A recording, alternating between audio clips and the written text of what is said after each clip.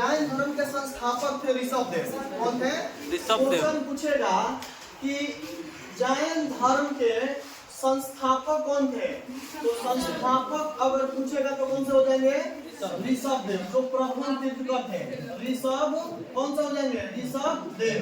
ठीक है, ये ऋषभदेव जो थे ये जैन धर्म के प्रथम तीर्थकर एवं संस्थापक थे। लेकिन क्वेश्चन बताना है कि जैन धर्म में किसको तीर्थकर बोला जाता है?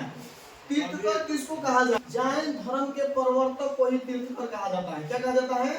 जैन धर्म के प्रवर्तक को क्या बोला जाता है? प्रवर्तक को ही क्या कहा जाता है? तीर्थकर कहा जाता है। समझ में? अब तीर्थकर का मेन रूप होता है दुख भरी, क्या बोला जाता है? दुख से भरा जिंदगी को क्या करना? संसार रूपी सागर से पार करना। संसार रूपी सागर से क्या करना?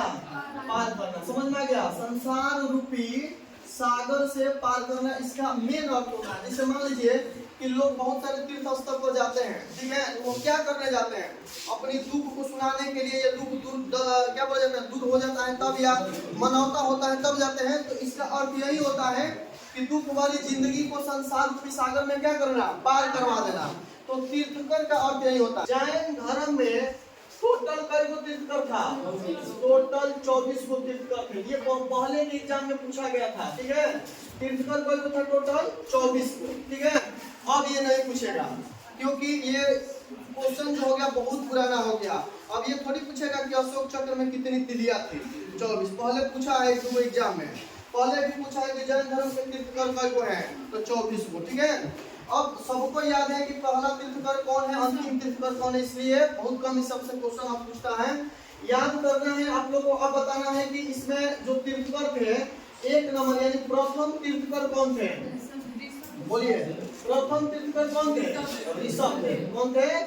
ऋषभदेव। और क्वेश्चन पूछता है कि जैन धर्म के जो प्रथम तीर्थकर थे, जो ऋषभदेव थे, इनका प्रतीक चिन्ह क्या था? क्या था? वही होता है बैल सांड। समझ में आ गया? उसके बाद दूसरा में अगर पूछेगा तो दूसरा तीर्थकर कौन हुए? दूसरा तीर्थकर हुए अजितनाथ। क्या नाम था? अजितनाथ। और इनका प्रतीक चिन्ह क्या था? हाथी। क्या था इनका प्रतीक चिन्ह? हाथी। तीसरा में हम लोग बताएंगे कौन सा हो जाएंगे? संभवनाथ। कौन सा नाथ हो जाएंगे? संभवनाथ। अब आप लोग को क्वेश्चन बताना है कि ये संभवनाथ के तीर्थ का प्रतीक चिन्ह क्या था? घोड़ा। क्या था? घोड़ा। समझ में आ गया? के बाद हम लोग 7वां पढ़ेंगे, उसका नाम क्या है? सुपर्णनाथ। क्या नाम है? सुपर्णनाथ। और इनका जो प्रतीक चिन्ह है, उस प्रतीक चिन्ह का नाम क्या है? स्वास्तिक का चिन्ह। ये जो होता है ना स्वास्तिक का चिन्ह, इधर मुड़ता है क्या? स्वास्तिक के बाद कौन सा तीर्थकर? 16वां, जिसका नाम क्या था? शांतिनाथ। क्या नाम था इनका? और इनका प्रतीक चिन्ह क्या था? बोलिए, हीरा। इनका प्रतीक चिन्ह क्या था? हीरा। इसके बाद पूछता है 18वां और नेमी। क्या पूछता है? और नेमी नाथ लगा दीजिए इसमें भी क्वेश्चन पूछेगा। और नेमी नाथ कौन से तीर्थकर हुए? तो कौन सा तीर्थकर हुए? 18वां। कौन सा तीर्थकर? अब इनका प्रतीक चिन्ह अगर पूछेगा तो क्या हो जाएगा? मीन। मछली जिसको बोला जाता है, क्या हो जाएगा? मीन। मीन मतलब क्या होता है? मछली। 19वां क्या पूछता है? उसका इसका प्रतीक चिन्ह क्या है? वो व्यक्ति कौन है? नेमी नाथ। क्या है? और इसका प्रतीक चिन्ह क्या हो जाएगा? नीलकमल है। क्या है? नीलकमल। ठीक है, 22 से पढ़ना है। ठीक है, 22 के बाद क्या हो जाएगा? अरिस्टोनेमी। और इसका प्रतीक चिन्ह क्या हो जाएगा? सन। अब बताइए 23वां तीर्थकर कौन है? 23वां तीर्थकर कौन है? नहीं, पार्श्वनाथ। कौन थे? पार्श्वनाथ। और इनका प्रतीक चिन्ह क्या था? याद है आप लोगों को? सर्प। क्या बोला जाता था? सांप। 24वां तीर्थकर कौन थे? महावीर स्वामी। यानी 24वां तीर्थकर में क्या हो जाएंगे? महावीर। और इनका प्रतीक चिन्ह क्या हो जाएगा? शेर की सींग। अब देखिए इसके अलावा बहुत कम क्वेश्चन मिलेगा, नहीं पूछता है, यही सब इम्पोर्टेंट पूछता है। अब जैन धर्म में हम लोग को मेन रूप से इनमें से 23वां तीर्थकर और 24वां तीर्थकर का ही अध्ययन किया जाता है। और ये दोनों तीर्थकर के अध्ययन जब हम लोग कर लेंगे तो जैन धर्म क्या हो जाएगा? समाप्त हो जाएगा। ठीक है, मेन रूप से यानी सबसे इम्पोर्टेंट जैन धर्म में महावीर की जीवनी पढ़ा जाता है कि जन्म कब हुआ था, मृत्यु कब हुआ था, पत्नी का नाम क्या था, माता का नाम क्या था, पिता का नाम, यही सब पूछता है क्वेश्चन। कब क्या किए थे, तो हम लोग पढ़ेंगे पार्श्वनाथ के बारे में थोड़ा सा, उसके बाद महावीर के बारे में। क्वेश्चन है पार्श्वनाथ, जो किसी लुसेंट में कहीं नहीं दिया होगा। क्वेश्चन समझिएगा, एनसीईआरटी के बुक में थोड़ा सा मिलेगा। क्वेश्चन ये बताना है कि पार्श्वनाथ का जन्म कब हुआ था। पार्श्वनाथ जो 23वां तीर्थंकर थे, इनका जन्म कब हुआ था, तो महावीर के जन्म के 250 वर्ष पूर्व पहले क्या हुआ था, महावीर के जन्म के 250 वर्ष क्या पहले, ठीक है, वर्ष पहले। पिता का नाम इनका क्या था, पिता का नाम था अश्वसेन।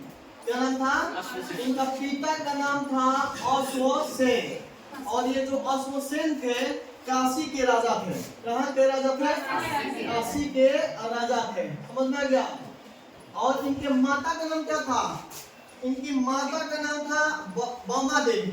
माता का नाम क्या था, वामा देवी। हाँ, वामा देवी, वामा देवी। और ये जो वामा देवी थी नरवर्मन की पुत्री थी। किसकी पुत्री थी, नरवर्मन की पुत्री थी। नरवर्मन की क्या थी, पुत्री। तो उसके बाद इनकी पत्नी का नाम क्या था, पत्नी का नाम क्या था, प्रभावती। क्या नाम था पत्नी का नाम, प्रभावती। क्या नाम था, प्रभावती देवी लगा दीजिए, ठीक है। क्या नाम था, प्रभावती देवी। पत्नी का नाम क्या हो जाएगा, प्रभावती देवी। समझ में आ गया। उसके बाद क्वेश्चन ये बताना है कि ये जो पार्श्वनाथ थे, इनको ज्ञान की प्राप्ति कहाँ हुआ था। ज्ञान की प्राप्ति जो हुआ था समेध शिखर पे हुआ था। कौन सा शिखर था, समेध शिखर। और ये क्वेश्चन पूछेगा कि ये समेध शिखर कहाँ है, तो झारखंड में। कहाँ है, झारखंड में। समझ में आ गया। तो बिहार क्या बोला जाता है, ज्ञान की प्राप्ति इनको कहाँ हुआ था, समेध शिखर। और समेध शिखर कहाँ है, झारखंड में। जब इनको ज्ञान की प्राप्ति हो गया समेध शिखर में, तो इस शिखर का नाम चेंज हो गया, कह दिया गया पारसनाथ की पहाड़ी। क्या हो गया, पारसनाथ की पहाड़ी। और ये जो पारसनाथ की पहाड़ी है ना, ये किस पर्वत का भाग है, तो ये जो पारसनाथ की पहाड़ी है वो कौन से पर्वत की भाग है, वशिष्ठ पर्वत की भाग है। कौन सी पर्वत, तो ये हाथ समझना में आ रहा है, ठीक है। तो याद हो गया, पारसनाथ से समझ में आ गया। अब देखिए, जब इनको ज्ञान की प्राप्ति हुआ तो ये ज्यादा दिमाग लगाने लगे। क्या करने लगे, ज्ञान प्राप्ति के बाद इन्होंने लगे लोगों को ज्ञान देने। और ये बहुत अच्छा ज्ञान दिए थे, 4 गो, ठीक है, जिसे चतुरायन धर्म कहा जाता है। क्वेश्चन पूछेगा कि किस तीर्थंकर ने चतुरायन धर्म दिया था, तो कौन सा, मतलब 4 गो इन्होंने बात बताए थे। मतलब आम व्यक्तियों को बैठा कर समझा रहे थे। पहला बात इन्होंने बहुत अच्छा बताए थे कि चोरी नहीं करना चाहिए। क्या नहीं करना चाहिए, चोरी नहीं करना चाहिए। उसके बाद दूसरा क्या कहते हैं, हिंसा नहीं करना चाहिए, हिंसा नहीं करना चाहिए, इनकी दूसरी बात हो गई। तीसरा कहे थे कि आवश्यकता से ज्यादा है, झूठ भी नहीं बोलना चाहिए। क्या बोलते हैं, झूठ नहीं बोलना चाहिए, झूठ नहीं बोलना चाहिए। ये भी कहा गया है पार्श्वनाथ के द्वारा, जो 23वां तीर्थंकर है। 3 को हो गया। और चौथा बात कहे थे कि आवश्यकता से ज्यादा क्या नहीं होना चाहिए, धन नहीं होना चाहिए, नहीं तो विनाश हो जाएगा। धन नहीं होना चाहिए, ठीक है। तो ये 4 को जो बात बताए थे, उन्होंने आम लोगों को बैठा कर क्या दे रहे थे, शिक्षा। इसी को कहा गया चतुरायन धर्म। समझ में आ गया।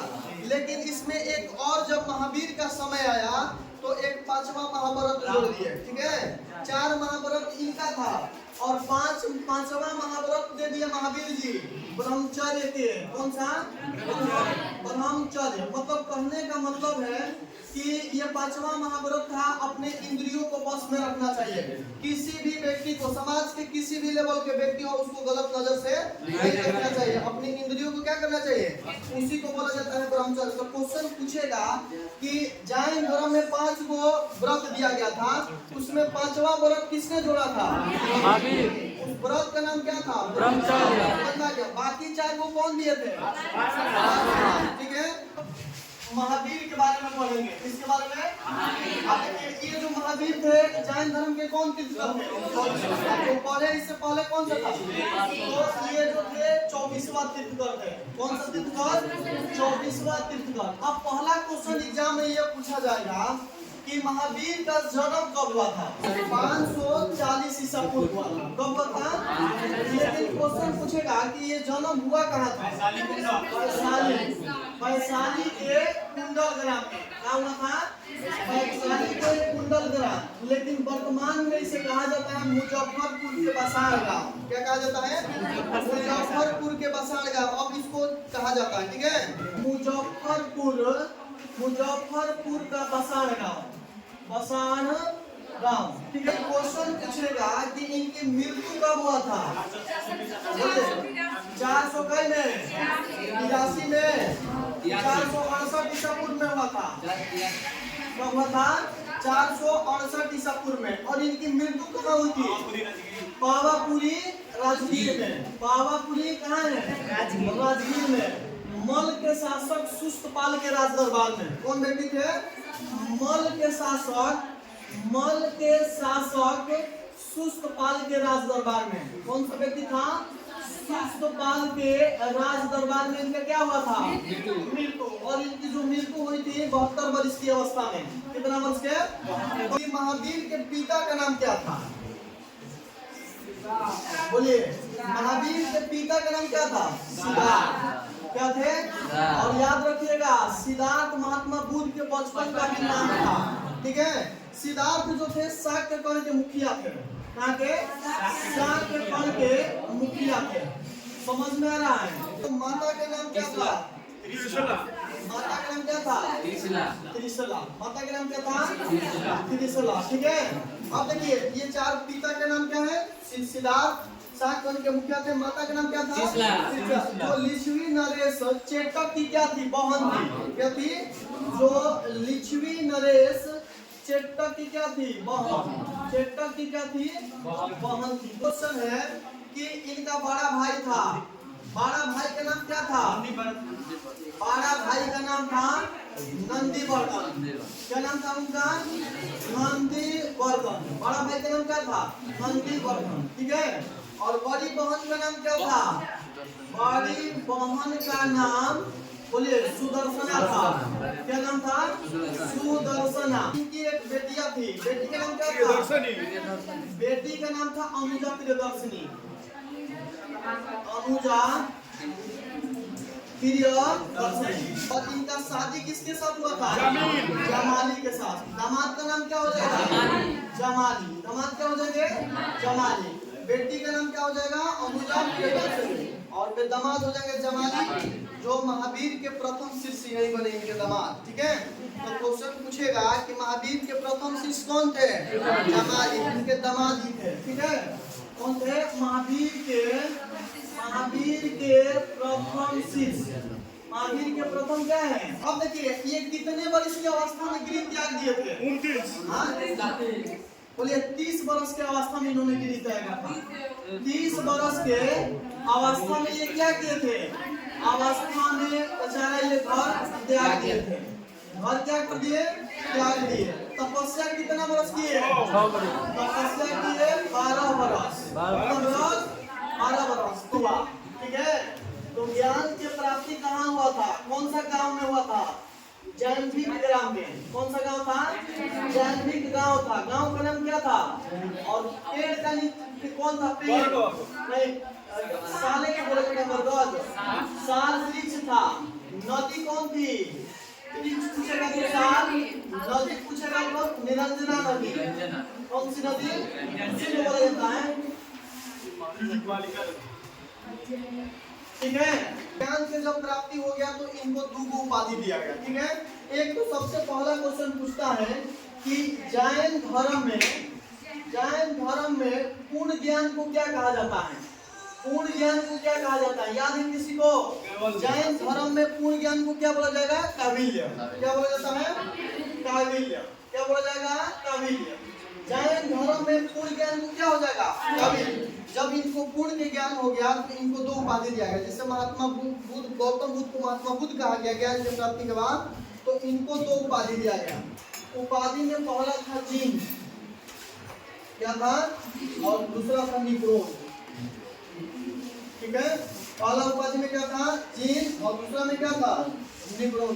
जीन के मतलब क्या हुआ, मतलब जीन जो शब्द है क्या बोला जाता है, जैन धर्म, इसका अर्थ क्या होता है, विश्व विजेता। क्या बोला जाता है, विश्व विजेता। जीन का अर्थ होता है विश्व विजेता, समझ में आ गया, विश्व विजेता। और निग्रोन का मतलब होता है बंधन से मुक्त। बंधन से क्या हो जाएगा, बंधन से मुक्त। ने प्रथम उपदेश कहाँ दिए थे महावीर, कहाँ दिए थे, राजगीर में। समझ में आ गया, अपना प्रथम उपदेश कहाँ दिए थे, राजगीर में। ठीक है, हम कहाँ दिए थे, अंतिम उपदेश पावापुरी में। ठीक है, पावापुरी। समझ में आ गया। अब देखिए, इनमें क्वेश्चन ये भी पूछता है कि जैन धर्म के कई गो त्रिरत्न था।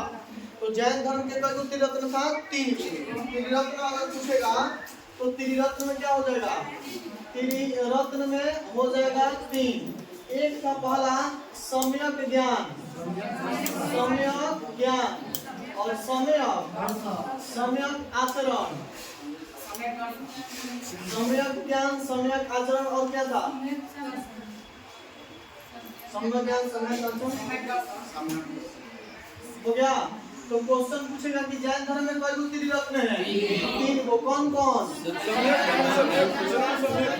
इसको ध्यान भी बोला जाता है, सम्यक ज्ञान, सम्यक ध्यान, सम्यक आचरण।